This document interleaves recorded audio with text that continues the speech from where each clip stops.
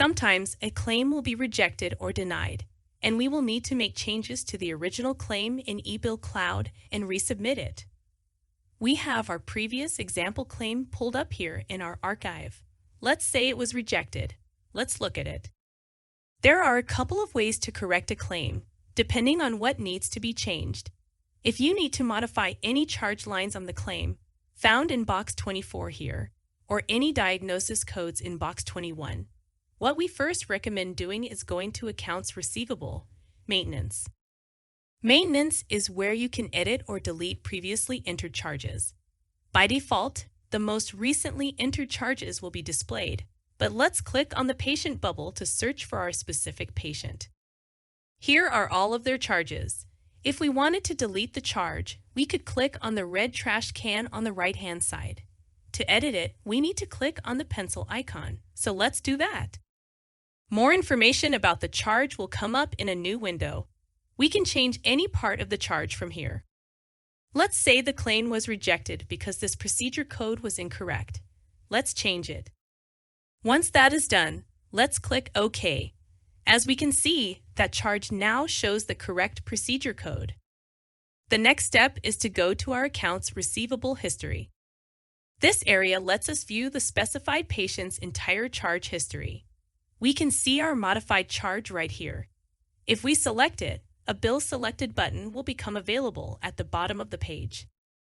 If we click that button, it will make a fresh claim in the work in progress based on any selected charges. Let's do that. Now, if we go to the work in progress, we can see the new claim that was created based off of that updated charge. We can now audit and send out this claim like normal. But let's say we needed to correct something other than a charge or diagnosis code. What we can then do is go to our archive and find the claim we need to fix. If we select it and go to the Actions dropdown, we can see an option for Transfer to Work. This moves the claim out of the archive and puts it in the work in progress. Let's click that now. If we go to the work in progress, we can now see that claim. Let's open it up. Any information in white boxes we can change from right here. But let's say we need to correct something in a gray box. It will not let us click in those boxes and modify things. What we need to do is go to the Modify button next to the patient's name in box 2. If we click on that button, then select Edit This, the patient's entry in the patient list will come up right here. If we need to correct any part of the patient's demographics, we can do so from the Patient Details tab. Let's change the patient's first name.